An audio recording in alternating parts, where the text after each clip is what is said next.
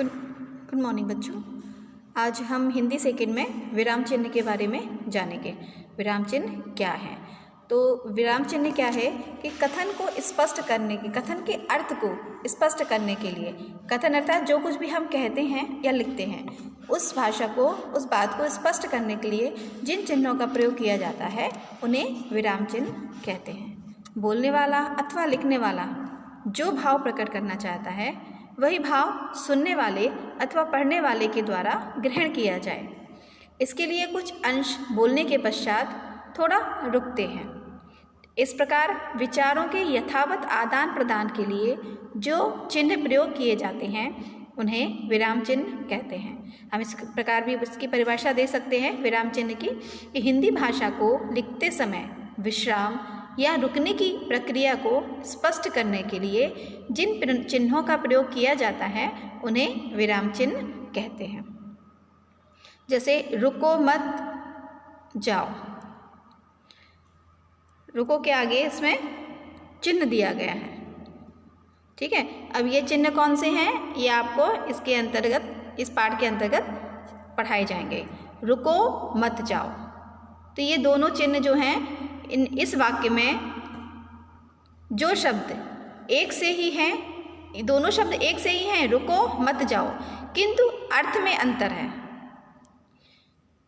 इन दोनों वाक्यों के अर्थ में अंतर है।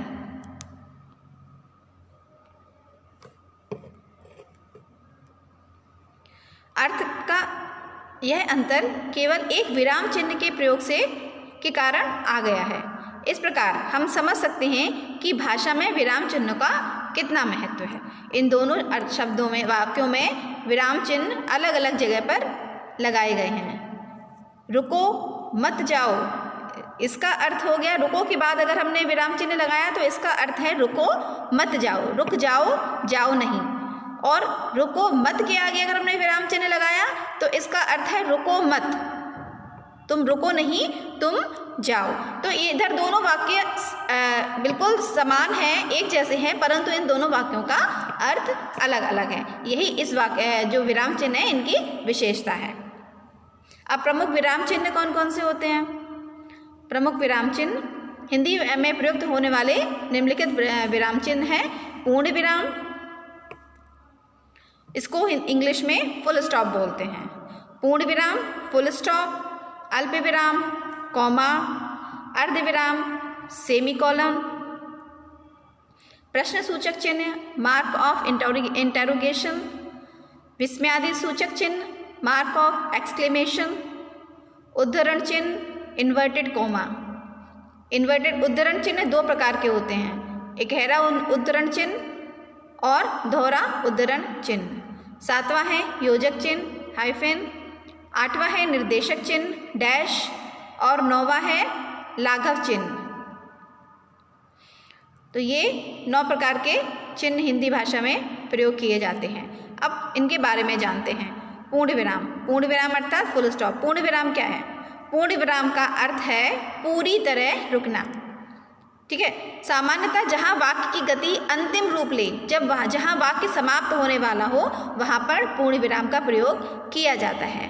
जैसे मंदिर में भक्तों की भीड़ थी, वाक्य समाप्त हुआ तो यहाँ पर हम पूर्ण विराम लगाया दिया गया। पूर्ण विराम का चिन्ह है ये।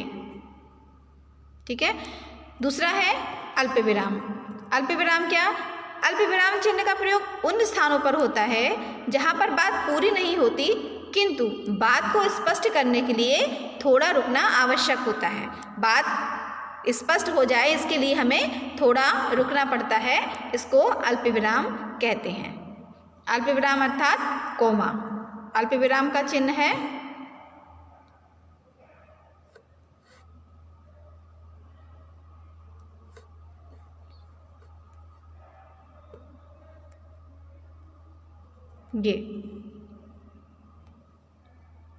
ये अल्प विराम का चिन्ह है। ठीक है, अब तीसरा आता है अर्धविराम। अर्धविराम सेमीकोलन, ये है सेमीकोलन। अब अर्धविराम क्या है? अर्ध यानी आधा, जैसे कि नाम से ये अर्ध, अर्ध यानी कि आधा। तो यह पूर्ण विराम और अल्प विराम के बीच का चिन्ह है। ना पूरी बात हुई है, ना भी बात को स्पष्ट करने के लिए रुकना पड़ रहा है। तो ये अर्ध विराम क्या है? अर्ध यानी आधा, यह पूर्ण विराम और अर्ध विराम के बीच का चिन्ह है। जब हमें अपनी बातचीत के दौरान पूर्ण विराम से कम और अल्प विराम से थोड़ा ज़्यादा रुकना होता है, तब इस चिन्ह का प्रयोग किया जाता है। जैसे जहाँ जाना है जाओ, लेकिन अपना पता यहाँ छोड़ जाओ। तो यहाँ पे बीच में अर्ध विराम का प्रयोग किया गया है। अब चौथा है प्रश्नसूचक चिन्ह। प्रश्नसूचक मीन्स मार्क ऑफ इंटेरोगेशन। यह कब प्रयोग होता है प्रश्नसूचक चिन्ह? जिन वाक्यों में प्रश्न पूछा जाता है, जिन वाक्यों में प्रश्न पूछा जाता है वहाँ प्रश्नसूचक चिन्ह का प्रयोग किया जाता है। प्रश्नसूचक चिन्ह क्या है?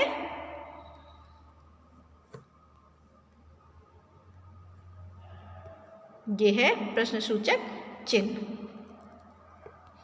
ठीक है, नेक्स्ट अगला है विस्मयादिबोधक चिन्ह। विस्मयादिबोधक चिन्ह क्या है? इसको कहते हैं मार्क ऑफ एक्सक्लेमेशन। इसे संबोधन चिन्ह भी कहते हैं। विस्मयादिसूचक चिन्ह को संबोधन चिन्ह भी कहते हैं। तो वाक्यों में आश्चर्य, हर्ष, घृणा आदि भाव प्रकट करने के लिए या किसी को पुकारते समय इनका प्रयोग किया जाता है। जैसे कि वाह तुमने कमाल कर दिया।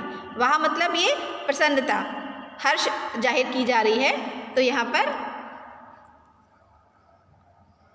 विस्मयादिसूचक चिन्ह लगाए जाते हैं। ये है विस्मयादिसूचक चिन्ह। लंबी सी पूर्ण विराम करके एक छोटा सा बिंदी नीचे लगा दी जाती है। ये विस्मयादिसूचक चिन्ह है। छी, यह रास्ता कितना गंदा है। शाबाश, तुम तो कमाल के आदमी निकले। तो ये क्या है? ये संबोधन या हर्ष, घृणा या प्रसन्नता, आश्चर्य जाहिर करने के लिए, प्रकट करने के लिए विस्मयादिसूचक चिन्ह का प्रयोग किया जाता है। छठवां है उद्धरण चिन्ह। उद्धरण चिन्ह क्या है? ये भी दो प्रकार के होते हैं। उद्धरण चिन्ह क्या है? जब किसी कथन को ज्यों का त्यों उद्धृत किया जाता है। जिसने जैसा कहा, हम जब उस वाक्य को वैसे ही लिखते हैं तब हम वहाँ उद्धरण चिन्ह का प्रयोग करते हैं। तो जो कथन को उद्धरण चिन्हों में लिखा जाता है, ये दो तरह के होते हैं। उद्धरण चिन्ह दो तरह के होते हैं। पहला इकहरा उद्धरण चिन्ह, इकहरा उद्धरण चिन्ह और दोहरा उद्धरण चिन्ह। ठीक है, इकहरा उद्धरण चिन्ह का प्रयोग कब करते हैं? किसी कवि, लेखक आदि का उपनाम, किसी पुस्तक का नाम आदि का, पुस्तक आदि के शीर्षक का नाम लिखते समय इकहरा उद्धरण चिन्ह का प्रयोग किया जाता है। जैसे सूर्यकांत त्रिपाठी निराला, ये कवि का नाम है। तो किसी कवि का या किसी महान व्यक्ति का नाम या किसी पुस्तक का नाम लिखते समय इकहरा उद्धरण चिन्ह प्रयोग किया जाता है। दोहरा उद्धरण चिन्ह का प्रयोग किया जाता है किसी कथन को यथावत प्रस्तुत करने के लिए दोहरे उद्धरण चिन्ह का प्रयोग करते हैं। जैसे मीना ने कहा सुरभि बीमार है। मीना ने क्या कहा था? सुरभि बीमार है। ये मीना ने कहा। तो इस वाक्य को ज्यों का त्यों लिखने के लिए दोहरे उद्धरण चिन्ह का प्रयोग करते हैं। अब अगला है सातवां है योजक चिन्ह। योजक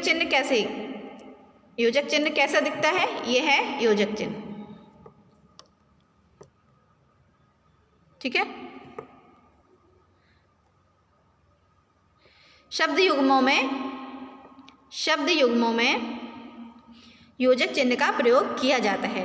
जैसे ये पति पत्नी हमेशा साथ में आते हैं, ये शब्द युग्म है। तो शब्द से युग्म के बीच में हम योजक चिन्ह का प्रयोग करते हैं। पति पत्नी, कभी कभी। तो ये शब्द युग्मों में हम योजक का चिन्ह प्रयोग करते हैं। शब्द चिन्हों में ही योजक का चिन्ह प्रयोग किया जाता है। ठीक है, आठवां है निर्देशक चिन्ह डैश। तो निर्देशक चिन्हों का प्रयोग कब करते हैं? किसी बात का निर्देश देने के लिए अथवा कोई उदाहरण, विवरण या कथन स्पष्ट करने के लिए निर्देशक चिन्ह का प्रयोग किया जाता है। जैसे कि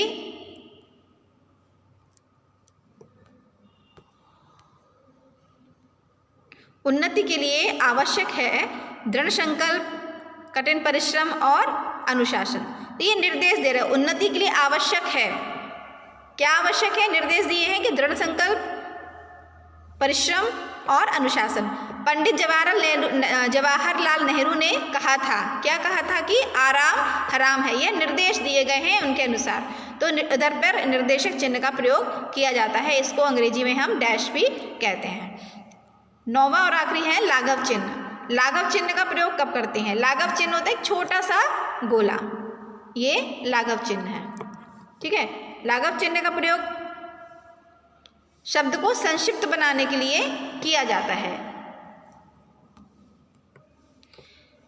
लाघव चिन्ह का प्रयोग शब्द को संक्षिप्त बनाने के लिए किया जाता है। जैसे उत्तर प्रदेश, उत्तर प्रदेश को हम संक्षिप्त लिखेंगे तो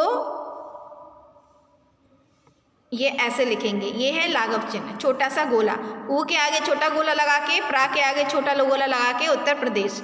ठीक है, ऐसे ही डॉक्टर के आगे डॉक्टर पूरा लिखने की बजाय डा बनाने के बाद उसमें गोला लगा देते हैं तो वो डॉक्टर ही पढ़ा जाएगा। ठीक है, कृपया पृष्ठ उलटिए। इसको संक्षिप्त में लिखने के लिए भी हम लाघव चिन्ह का प्रयोग करते हैं, कृपया पृष्ठ उलटिए। ठीक है, तो ये लाघव चिन्ह है।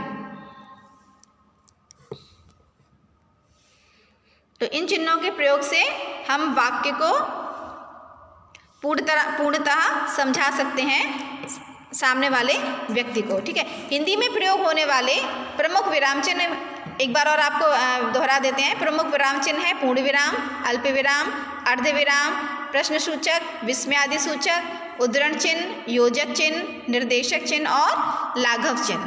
ये विराम चिन्ह है। ठीक है, ये पाठ आप पढ़ेंगे पूरा और उसकी प्रश्नोत्तर एक्सरसाइज आप कॉपी में लिखेंगे और याद करेंगे। Okay, good day students.